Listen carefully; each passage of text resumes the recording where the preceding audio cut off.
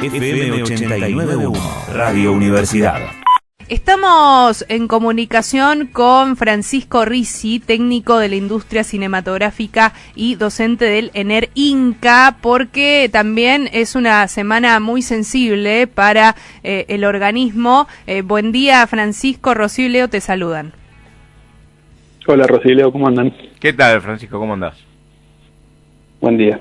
Bueno, hablábamos un poco de que esta semana se empezó a ver realmente, ¿no? Una idea que venía, un rumor, con muchas marchas en el medio, pero con esta idea desde el gobierno que es desmantelar el Inca, y finalmente se cerró esta semana. Contanos cómo está el ambiente, cuál es tu sensación.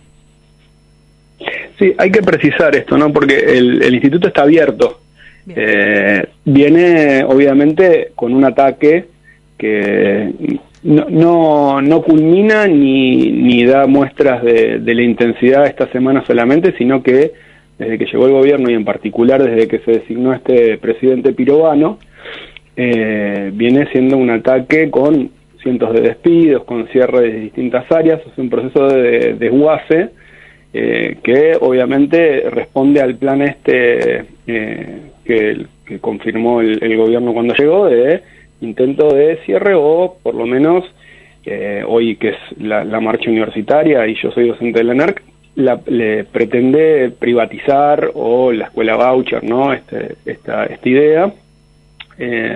La ENERC y así otros del Inca dependen. Ya se habló mucho esta semana también sobre el cierre o privatización también del Cine Beaumont, que es una de las pocas vidrieras que tenemos quienes hacemos.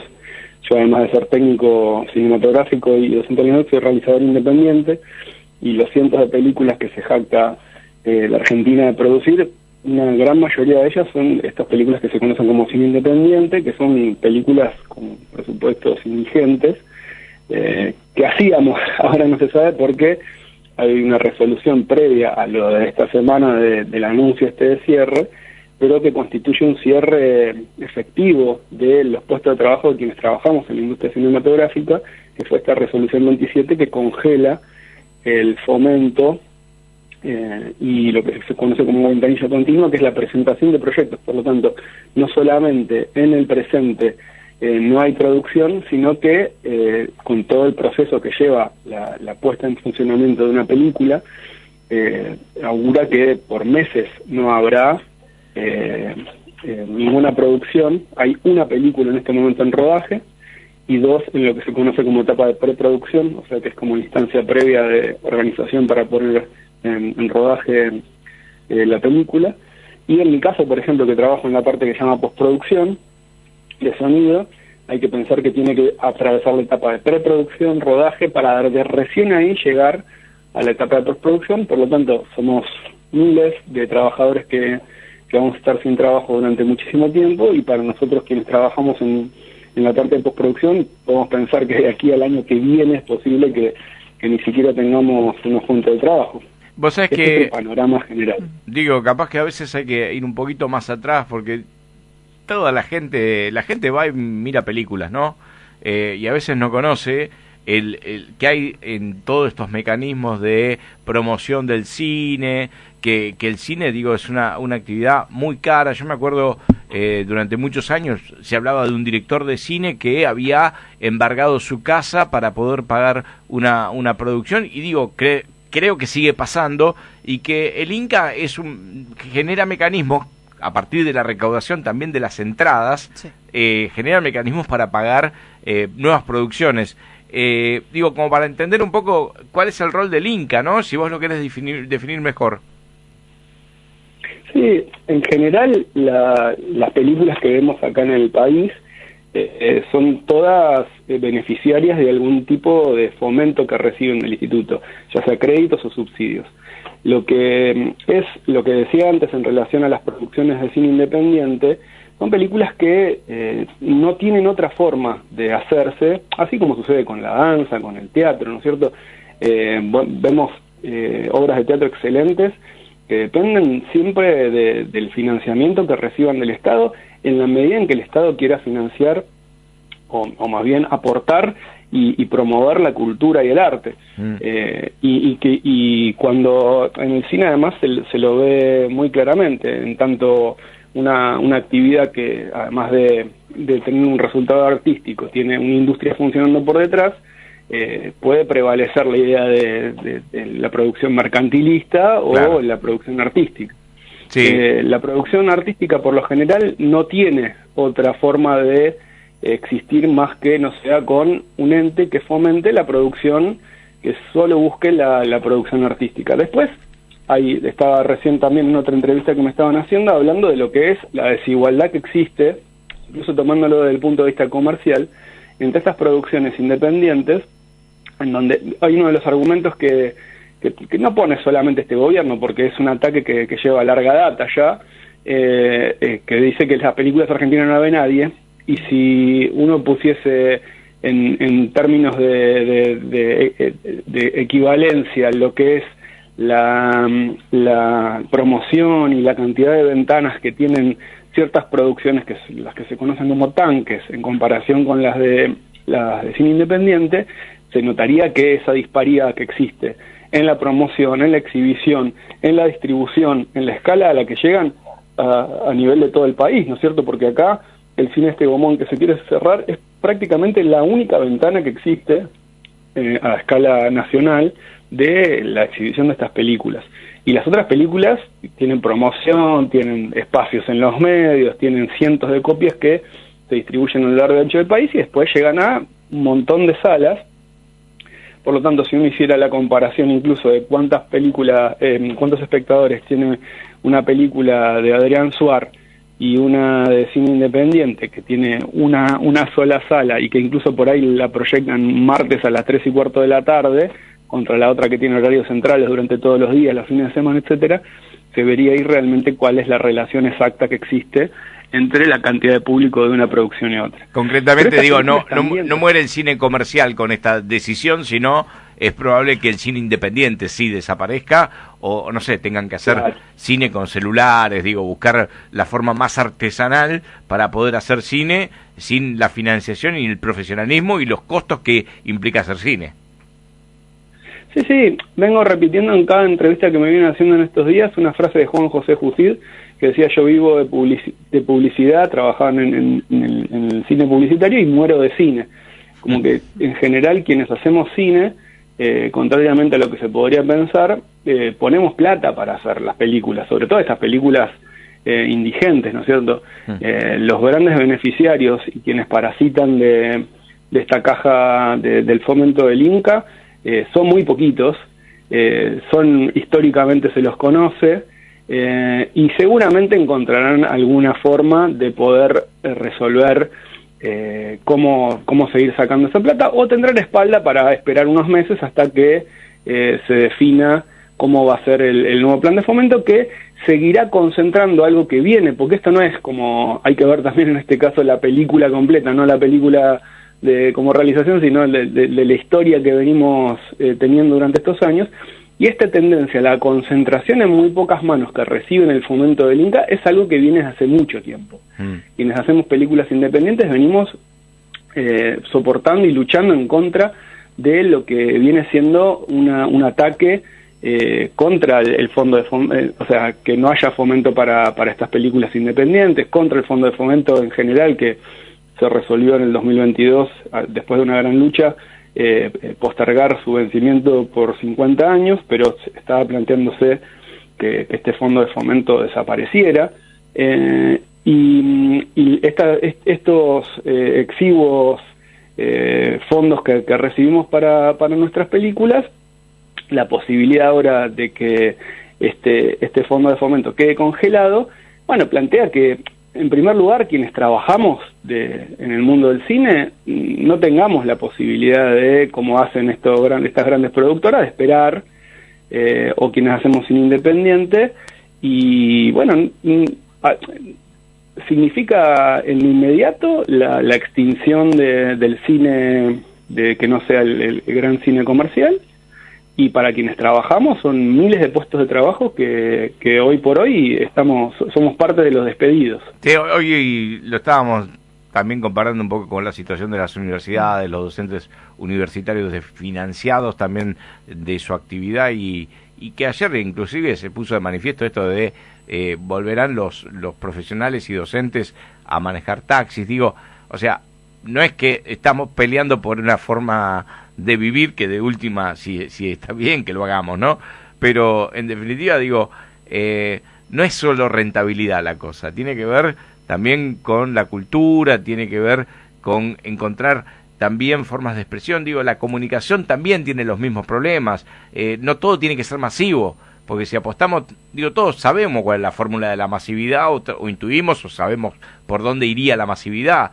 El tema de hacer algo experimental, transmitir cultura, buscar quizás una historia que sabemos que no va a vender un montón, digo, tiene ese lado que obviamente tiene que estar y tiene que existir, porque si no quedamos un lado solamente democrático, en ¿no? el Que lado comercial iguala. y listo, Claro. se terminó ahí. Mira, yo diría incluso que la posibilidad de que sea masivo no significa solamente que sea un éxito comercial.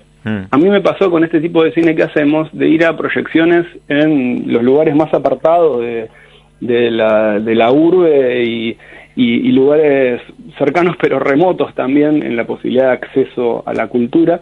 Y me pasó, por ejemplo, de proyectar una película que hicimos nosotros y que se acercara una persona de 50 años y que me diga muchísimas gracias, es la primera vez en mi vida que veo una película proyectada. O sea, hay todo un sector. La masividad no solamente tiene que ver con la medición del rendimiento de un producto cinematográfico, artístico, qué sé yo, sino la capacidad de que ese producto pueda llegar a sectores masivos, cosa que hoy no pasa.